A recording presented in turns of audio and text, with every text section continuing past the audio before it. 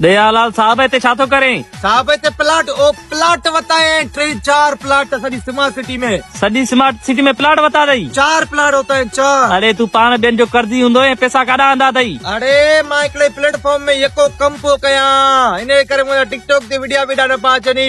हिकिड़ो किंगोरा ऐप आहे जंहिंमें मां पैसा कुछ इन्वेस्ट करे ऐं पैसा पियो कमायां। सिर्फ $10 मतलब 3000 रुपया पाकिस्तान सिर्फ इन्वेस्ट किया मैं, पैसा ही पैसा कमाया मैं। ॾिसो याशी तो क्या अकेलो स्मार्ट सिटी में घुमंदो तो है। ॾेखार को भी काने स्मार्ट सिटी में, को भी काने गरीब है।